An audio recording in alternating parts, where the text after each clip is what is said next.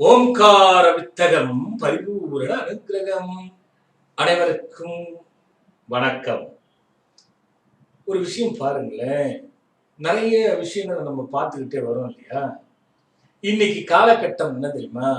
ஆசைக்கு ஒரு அளவில்லை அகிலமெல்லாம் கட்டியாலினும் கடலின் மீதே ஆணை செல்வர் அழகேசர் அம்பொன் நினைவாக வைத்த பேரும் ரசவாத வித்தை கலைந்திடுவர் நெடுநாளில் இருந்து போகும் பேரும் நிலையாக வெய்யனும் காயகல்பம் தேடி நெஞ்சம் புண்ணாவார் எல்லாம் யோசித்த வேளையில் பசித்தீர உண்ணுவதும் உறங்குவதுமாகவே முடியும்.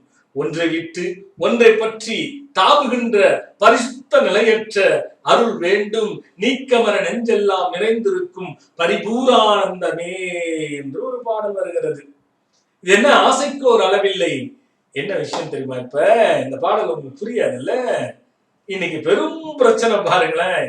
100க்கு 90 பேர் நிக்க வச்சிருங்க, 100 பேரை நிக்க வச்சுட்டு கேளுங்க, ஐயா எனக்கு பணமே தங்கல, ஐயா எனக்கு பணமே தங்கல, ஐயா எனக்கு பணமே தங்கல. ஒருத்தர் என்ன சொல்றாரு தெரியுமா? நல்லாதான் சார் சம்பாதிக்கிறேன், ஆனா எனக்கு பணம் மட்டும் கையில இருக்க மாட்டேங்குது. அதே மாதிரி ஒருத்தர் என்ன சொல்றாரு? நல்லா சம்பாதிக்கிறேன் சார், என்னால கடனையே அடைக்க முடியல, கடன் இருந்துகிட்டே இருக்கு. ஒரு சிலர் என்ன சொல்றாரு தெரியுமா? எப்பவுமே பணங்கிறதே நான் பார்க்க முடியலைங்க, வருது 500 ரூபாய், செலவு 1000 ரூபாய் சார், 10,000 ரூபாய் நான் சேர்த்து வைக்கிறேன் சார், செலவானதான் 1000 ரூபாய் வருது. எனக்கு பெண்களை கேளுங்க, நானும் எத்தனையோ அஞ்சல போட்டிலையும் டப்பாவிலையும் தெரியாம போட்டு போட்டு வைக்கிறேன், ஆனா எப்படி செலவாகுதுன்னே தெரியல, செலவாகுது, கையில பணம் தங்கவில்லை. இதுதாங்க இன்னைக்கு பிரச்சனை. இது யார் கொடுத்த சாபம்? எப்படி வந்தது இது? ஏன் இந்த நிலைமை? ஒண்ணு புரிஞ்சுக்கணும், சென்றால்தான் செல்வோம், செல்வோம் என்றதான் செல்வம் என்று பொருளா இருக்கட்டும் ஒரு பக்கம். பணம் என்ன சார், செலவு பண்றதும் வர்றதும் தான் பணம். இதை யாரும் கருத்துல வச்சுக்கல. எங்க பிரச்சனைன்னா ஆசைக்கு ஒரு அளவில்லை. நம்ம என்ன பண்ணுவோம்? ஒரு வீடை கொடுத்தா 2 பிள்ளைங்க, 2 பிள்ளைக்கு ஒரு வீடு வேணும்னு கேட்போம். 2 பிள்ளைக்கு வீடை கட்டி விட்டா அதுங்க பாவம் தனித்தனியா ஜாலியா இருக்கட்டும், நம்ம எங்கேயோ வயசான காலத்துல ஒரு கஞ்சோ கூழோ குடிச்சிட்டு ஒரு குடிசையில இருப்போம், இன்னொரு வீடு வேணுங்கிற ஆசை. இந்த ஆசையை கட்டுப்படுத்தினாலே செலவுகள் கட்டுப்படும். இது இயல்பான விஷயம், எல்லாரும் சொன்ன விஷயம். ஆனா இங்க ஒரு விஷயம் இருக்கு. ஆசிரியர் இருக்காங்கல்ல, நமக்கு கத்துக் கொடுக்குறாங்களே, கல்வி ஆகட்டும் எதுவாகட்டும், அந்த கத்துக் கொடுக்குற ஆசிரியரை நம்ம மதிக்காதது ஒரு சாபம். யார் கொடுத்த சாபம்ல இது? ஆசிரியர். அதே மாதிரி ஒருத்தர் ஒரு தொழிலை கத்துக் கொடுத்திருப்பார், அது எந்த தொழிலானா இருக்கட்டும், அதை நம்ம கருத்துல வச்சுக்கோங்க. கத்துக் கொடுத்தவரை நம்ம ஓவர்டேக் பண்ணணும், துரோகம் பண்ணிட்டு போய் இவன் நல்லா இருக்கிறது இருக்கியா? இது 2வது.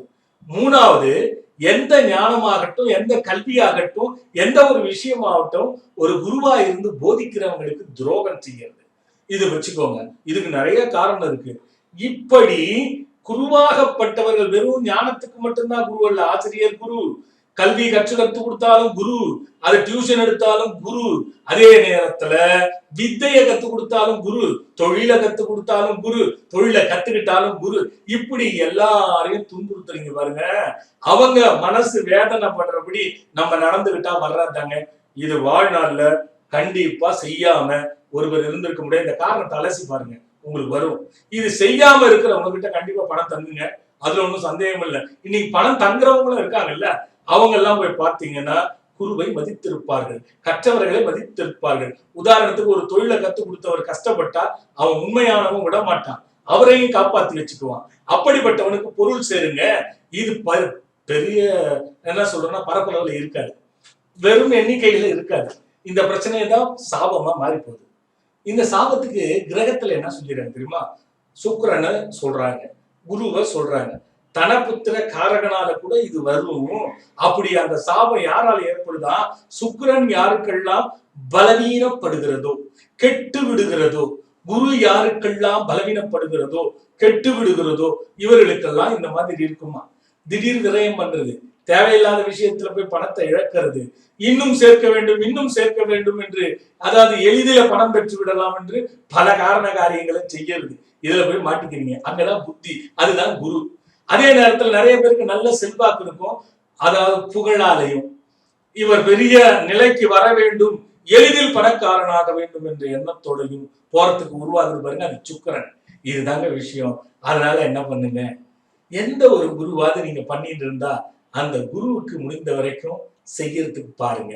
குரு இல்லையா, எந்த குருவாவது உங்க மனசுக்கு படுதா, அவங்க ஏழ்மை நிலையில இருக்காங்களா, அவங்களுக்கு ஏதாவது உதவி செய்யுங்க.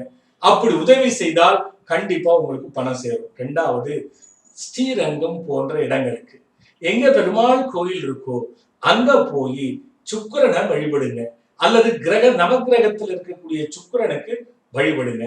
இது ஒரு பக்கம் வச்சுக்கோங்க. பிறகு இது ரெண்டும் போக, இந்த ரெண்டு வழிபாடும் தெரியல, எங்களுக்கு பணம் தங்கணும்னா என்ன பண்ணுங்க, இந்த பணத்தை எப்படி எண்ண வேண்டும், எப்படி மந்திரம் சொல்லி வைக்க வேண்டும், என்ன செய்தால் பணம் வீண் விரயம் ஆகாது என்பதை பார்க்கலாம். அதுக்குள்ள நீங்க இந்த சாப வழிபாடு செய்யுங்க. சப்போஸ் எதுவுமே செய்ய முடியலையா, ஓம் குரு குரு வரவரத சர்வஜனமே வசமானய ஸ்வாஹா இந்த மந்திரத்தை சொல்லிக்கிட்டே பணத்தை வைங்க.